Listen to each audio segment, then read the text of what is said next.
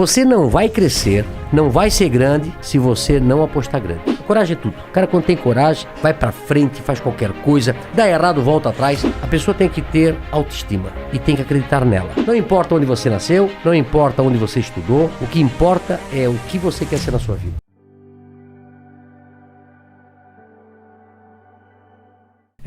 Meu avô, meus avós foram operários numa fábrica.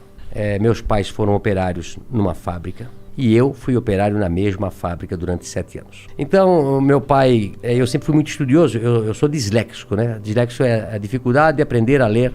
A professora, quando dizia assim, Luciano, continua a leitura, eu já ia na aula de português tremendo. Eu já ia mal para a aula de português. Eu sempre fui péssimo em português e ótimo em matemática. Eu sempre aprendi a multiplicar e a somar. Somar e multiplicar. Eu era péssimo em português. E não entendia, porque se eu era bom em matemática e não era burro, né? Por que quando eu ia na aula de português, aquilo me passava mal, amanhã tem aula de português. E aí a professora, eu acho que na 5ª série, 6ª série, a professora disse, Luciano, continua a leitura. Putz, eu não ia. E os outros meus amiguinhos lendo atrasômetro, a burocracia. Começava a gaguejar, o pessoal começava a rir. E aí, eu não entendia. Aí eu pensei, o que eu vou fazer? E eu comecei a estudar em casa. Eu comecei a ler gibi na época, né? Livro, tudo que jornal, tudo. Eu vou tentar aprender a ler para eu não passar vergonha na coisa. E isso foi durante até os 12 anos de idade. Então eu sempre falo, né? Eu aprendi a ler só com 12 anos de idade. Imagina se eu tivesse aprendido com 7 anos, né? Quem tem filho disléxico, ele não é burro, ele não é malandro. Ele aprende de maneira diferente. Mas eu saí então de pais operários, eu comecei numa fábrica também. O que a fábrica fazia? Fábrica tecidos. Fábrica Renault, uma fábrica de tecidos de centenas de anos. Todo mundo lá em Brusque trabalhou na fábrica Renault. Ela eu comecei até hoje, lá. será? Eu comprei a fábrica faz 2 comprou? anos. Caralho! Legal. E aí depois de 3 anos eu trabalhei numa expedição, o meu gerente me chama e disse, Luciano, eu era chamado lá até de ligeirinho aí eu corria pra cá, corria pra lá, eu nunca parei, eu nunca parei pra conversar, eu corria nas escadarias, sempre trabalhando, acelerado. Aí um dia ele me chamou, esse meu gerente, e disse, Luciano, você é muito bom pra ficar aqui. Eu te arranjei um emprego de vendedor, lá no outro lado, tu não quer ir pra lá? Eu disse, vou pra lá. Aí me encontrei. Até hoje eu sou um vendedor. Adoro pessoas, adoro vender, né? E aí depois montei a van com apenas um colaborador do tamanho dessa sala aqui. Aliás, antes de começar a van, como eu fui vendedor, eu passei a vender tudo que se fabricava na loja, na empresa, que era uma empresa de 5.000 colaboradores, grande. E também o carro da diretoria, a sucata, tudo que tinha na van era eu que na Renault na época. Sim. Eu vendia. Depois disso, eu montei primeiro uma tecelagem de toalha em 1984 com 22 anos de idade. Da hora. 22 anos de idade. E depois eu montei a van. Por que você tinha esse negócio de montar empresa? Porque seu pai e sua mãe eles eram operários. Eles tinham alguma coisa de montar empresa, né? Dentro deles? Não. E meu pai dizia assim, Luciano, eu começava das 7 da manhã às 5 da tarde. E meu pai trabalhava das 5, 1h30. E aí antes de eu ir pro escritório, onde eu trabalhava, eu passava no lugar que meu pai trabalhava, que era um subsolo. Trabalhou 42 anos num porão. Meu pai. Caralho. 42 anos. Vitamina D faltava bastante. Pô, coitado.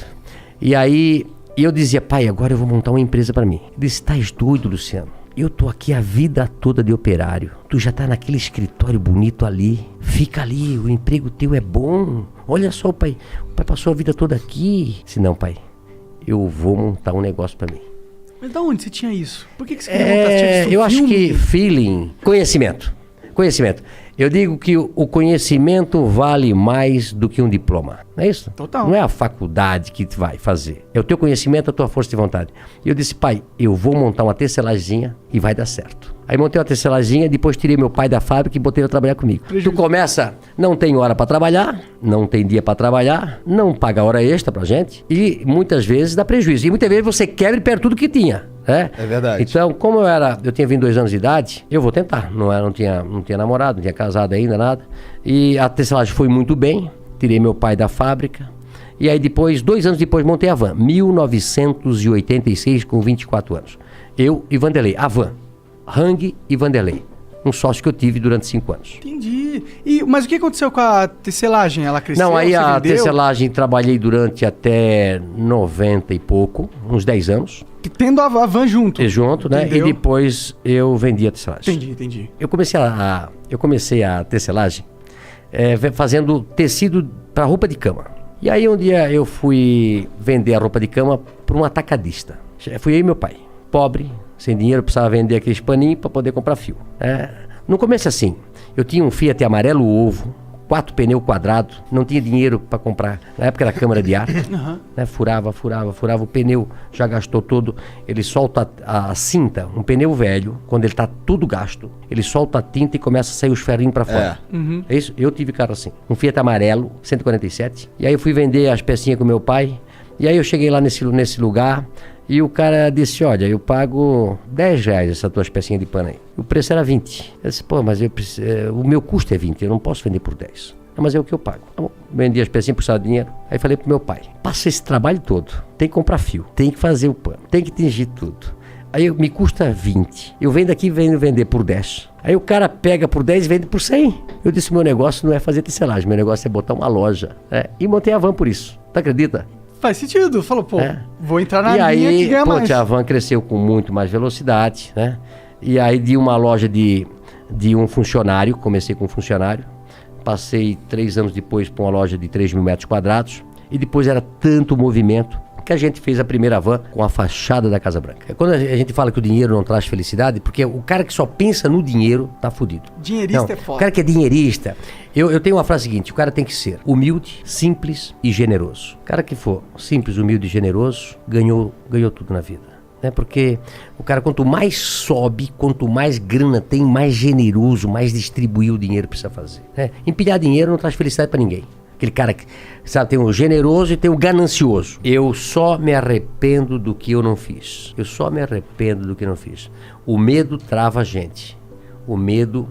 Eu digo o seguinte, uma das principais coisas importantes na vida de um empreendedor, do empresário ou de qualquer pessoa é a coragem. A coragem é tudo. O cara, quando tem coragem, vai pra frente, faz qualquer coisa, dá errado, volta atrás. Eu acho que muitas vezes eu poderia ter ido e não fui. E quando eu fui, deu certo, eu saí na frente. E quando deu errado, eu aprendi. Então, você já faliu alguma vez? Não. Não na van, mas em algum outro projeto? Não. Eu tive uma tinturaria, uma tecelagem, tive um bar, um sucesso, um bar. O que mais que eu tive? Comecei uma cantina na escola com 12 anos de idade, vendendo biscoito. Então você já tinha essa mosca empreendedora? Não, eu acho que... eu tenho falado muito sobre esse assunto aqui, muito legal. A pessoa tem que ter autoestima e tem que acreditar nela. Quando você vai fazendo e vai acertando, a tua autoestima vai crescendo e o teu eu vai acreditando mais em você, e aí você vai tendo coragem, vai fazendo, e às vezes dá errado... E daqui a pouco tu acerta de novo e vai. Você não vai crescer, não vai ser grande se você não apostar grande. Eu tenho um ditado que diz: comece pequeno e sonhe grande. Sonhe grande e corra atrás do teu objetivo. Você tem uma capacidade incrível de realização. Mas você tem que acreditar em si. Não importa onde você nasceu, não importa onde você estudou, o que importa é o que você quer ser na sua vida. Vai pra cima, vai pro pau. Trabalhe bastante e você vai dar certo. Brasileiro é ótimo. A maioria das pessoas que eu vejo começaram do zero. Comecei hoje ainda atendi um cara que teve um acidente, perdeu tudo que ele tinha, perdeu o emprego, perdeu o carro, teve que indenizar a vítima, a pessoa que faleceu. Aí ele foi trabalhar de pedreiro, de servente pedreiro, e aí ele viu um cara vendendo picolé. Ele disse, eu vou ser vendedor de picolé, que dá mais do que eu tenho aqui. Hoje ele tem 20 funcionários vendendo picolé. Da hora. É legal? Quantas histórias dessas eu conheço, né? Cada um tem uma capacidade de se reinventar. Pessoas que quebraram e começaram a vida toda de novo e hoje estão bem de novo. Não pode desistir, não pode se acomodar, não pode ficar chorando, se lamentando. Amanhã vai ser melhor, e um dia vai ser melhor. O mundo não deve nada para as pessoas normais.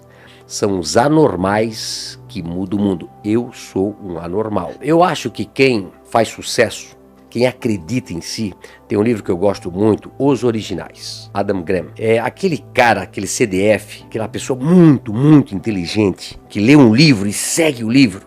Eu não sou o cara. Eu sou o cara que escreve um outro livro. Para mim, tudo que está naquele livro que eu não compactuo, eu vou tentar mudar. E aí as pessoas fazem a diferença, né?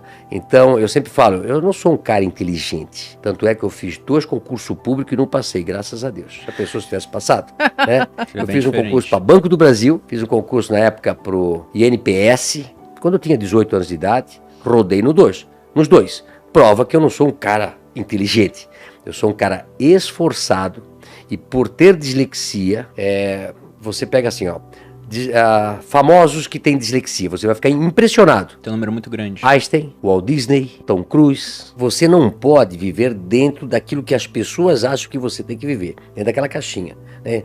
Se você seguir a manada, você vai ser mais um. Você tem que encontrar o seu caminho, e às vezes o seu caminho é sozinho. Todo mundo segue por um lado e você segue por outro, mas você tem que ter certeza que está certo.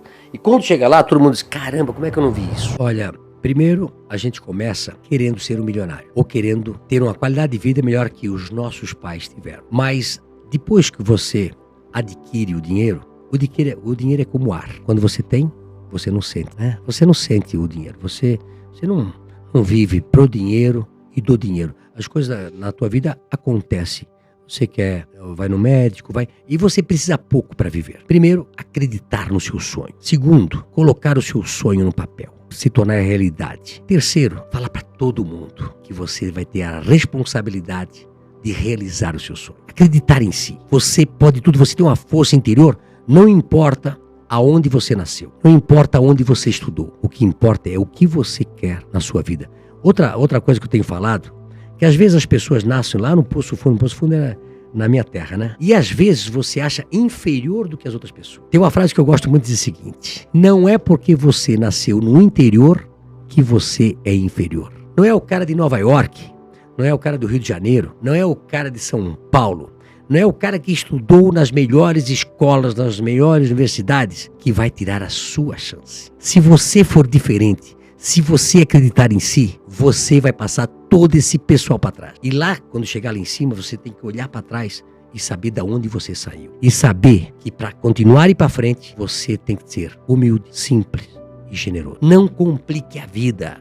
Faça tudo o mais simples. Pessoal, o simples é mais. Não complique a vida dos outros, não complique a vida do nosso cliente, não complique a vida do nosso fornecedor. Então, seja simples. Faça tudo com simplicidade, com humildade. Tem pessoas que arranjam um problema para a solução. E eu já penso diferente. Para todo problema existe uma solução.